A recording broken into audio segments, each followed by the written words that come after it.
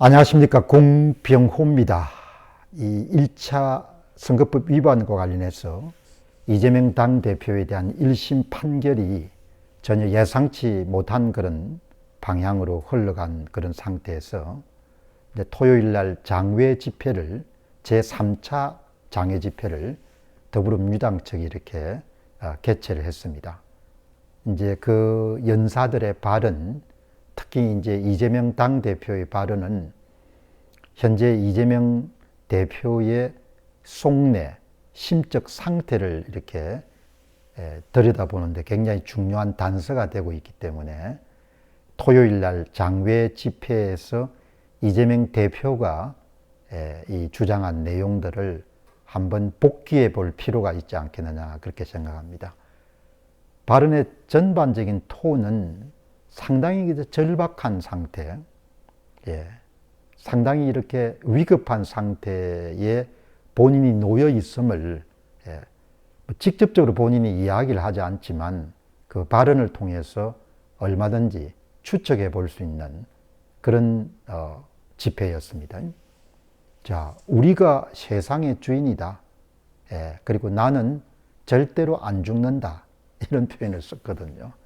그러니까 어떤 말을 할 때 그 말이 표면적으로 이렇게 여러분들 뜻하는 바하고 그 말의 이면에 실려 있는 발언하는 사람이 갖고 있는 그런 말의 의도나 이런 부분들은 우리가 서로 분리해서 이해를 할 수가 있지 않습니까? 이 나라의 주인은 국민이 아닌 것 같다. 이 나라 주인은 윤석열과 김건희와 명태균이 같다. 이런 이야기를 했거든요. 이제 국면 전환을 위해 가지고 윤 대통령과 윤 대통령 주변 그리고 윤 정부의 실정을 어떻든 부각해서 탄핵 국면으로 내몰아야 본인이 살 수가 있다. 그런 부분들을 은연중에 많이 드러낸 그런 발언이죠. 우리가 이 세상의 국민이라는 것을 그들에게 똑똑히 보여주자. 이렇게 이야기했지 않습니까? 그 표현을 제가 들으면서 우리가 이 세상의 주인이다. 이런 이야기가 상당히 가슴에 와닿네요. 선거 결과를 만들 수 있는 사람이 이 나라의 주인인 거죠. 외면적으로는 한국이 자유민주주의 공화국이 돼서 국민이 주권을 갖고 있다 이렇게 이야기하지만 4년 동안 선거 데이터를 집중적으로 파헤쳐온 사람은 선거 데이터를 제조, 생산, 발표하는 사람이 주인이다. 이런 생각이 지금 이재명 대표가 하는 발언에서 떠올랐습니다. 이재명은 절대로 죽지 않습니다.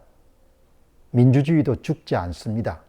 이 나라의 미래도 죽지 않습니다. 이렇게 이야기를 하는데 이재명이 죽는지 안 죽는지는 본인이 결정하는 게 아니지 않습니까? 본인이 결정하는 것이 아니고 이번에 이제 제 첫 번째 관문에서 이제 걸려들었는데 이번에도 이렇게 보면은 상권 분립이 와해가 되고 선거가 무너지고 그렇게 난장판 그런 상황이 전개가 되더라도 사법부에서 판결을 담당하고 있는 개개인의 판사들이 얼마나 중요한 위치를 점하고 있는지 여실히 보여주지 않습니까? 이번 판결에서도 판사들이 나라를 어떻게 바로잡을 수 있을지, 나라를 어떻게 여러분들 고할 수 있을지, 나라를 정상적인 그런 궤도로 어떻게 복귀할 수 있을지 이런 부분에 대해서 판사가 맡은 역할이라는 것이 얼마나 대단한지를 이번에 보여주지 않습니까? 민주당 측이 4월 달에 여러분들 총선이 끝난 이후에 거의 일당 체제처럼 일사불란하게 여러분들 힘을 규합해 가지고 사법부에 노골적인 그런 압박을 가할 수가 없지만 알아서 당신들이 해라 이런 식으로 판사 탄핵 문제나 이런 부분들도 심심치 않게 여러분들 거론하고 또 사법부에 대한 예산도 여러분들 본인들이 마음대로 좌지우지할 수 있다는 걸 다 보여줬지 않습니까? 우리가 선거를 통해 가지고 권력을 장악했으니까 사법부의 판사들이 알아서 그냥 처신해라 이런 메시지를 수없이 이름 던졌지 않습니까?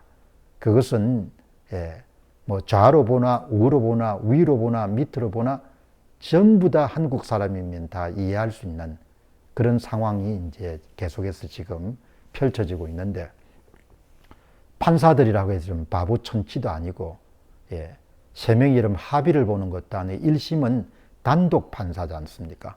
단독심이지 않습니까? 단독심. 그러나 그 판사가 헌법과 법률과 양심에 따라 가지고 주눅들지 않고 이런 판결을 한 거지 않습니까? 그 정도는 나오지 않을 것이다, 이렇게 이재명 대표 자신이나 이재명 그런 측근들이 다 믿어 의심치 않았지만, 주눅들지 않는 판사, 비겁하지 않은 판사, 도망가지 않는 판사, 이 판사들이 판결을 그냥 내리면은 그걸로 내린 거지 않습니까? 물론 2심에서 또 다시 뭐 합의, 세 명이 합의를 하는 거니까 그런 과정에 뒤집어질 수가 있을지 모르겠는데, 뭐 2심에서 대부분 판결이란 것은 사실 심리에 대한 부분들은 뭐 이번처럼 발언한 그런 녹취록이라는 이런 부분이 영상이라든지 이미지가 다 남아 있으니까 사실 여부로 따지게 되면은 뭐 법을 전공하지 않는 보통 시민들도 유죄 판결이 나올 수밖에 없지 않습니까?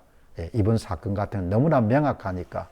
이제 그래도 권력을 모두 다 선거를 여러분들 장악한 상태에서 치러진 그런 총선 결과를 본인들이 다 만들어냈기 때문에 기본적으로 판사들이 알아서 길 거다 이렇게 본 거지 않습니까? 근데 알아서 기지 않은 상태가 지금 발생한 거지 않습니까? 판사 한 명이 알아서 기지 않은 상태가 지금 발생한 거죠. 근데 이번에 선거법 위반 사건이 왜 중요한가 하니까, 일종의 테이프 커팅을 최초로 한 판사가 물꼬를 연 거죠. 그 다음에 판결을 하는 판사들은 비교적 민주당 쪽의 유언, 무언의 압박으로부터 상당히 자유로워진 거죠. 그 모든 종류의 여러분들 큰 방해물을 이번에 판결을 내린 그런 판사가 전부 다 걷어치운 걸로 그렇게 볼 수가 있지 않습니까? 그러니까 이제 자유롭게 판결을 내릴 수 있다는 이야기죠. 11월 15일 날 선거법 위반 사건이고 11월 25일 날 위정교사 사건이 이제 판결이 내려지는데, 위정교사 사건 판결을 내리는 판사는 어마어마하게 여러분들 담대하게 내릴 수 있는 그런 일종의 토대를 이번에 선거법 위반과 관련해서 판사가 이제 결단을 내린 거지 않습니까? 그러니까 뭐 우리가 세상의 주인이고 나는 절대로 안 죽는다 그렇게 하더라도 본인이 생명을 뭐 어떻게 하지 않는 한 죽지는 않겠죠. 그러나 정치적 생명은 사법부에 속하는 판사 한 명이 끊을 수 있는 거지 않습니까?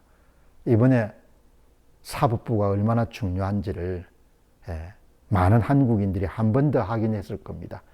헌법과 법률과 양심에 따라서 좌로나 우로 치우치지 않고 그냥 판결 내리게 되면은 주눅들지 않고 도망가지 않고 판결 내리게 되면 그걸로 그냥 판결이 내려지는 거죠. 그래서 이재명 당대표가 어마어마하게 절박한 겁니다. 말과 글로 표현할 수 없을 정도로 초조할 겁니다. 거의 다 잡은 권력인데 그냥 그게 이제 운명인 거죠. 두고 보시죠. 앞으로 이제 이재명 대표의 운명이 지금까지는 잘 풀려온 것 같은데 앞으로 어떻게 풀려갈지 한번 두고 보시기 바랍니다. 감사합니다.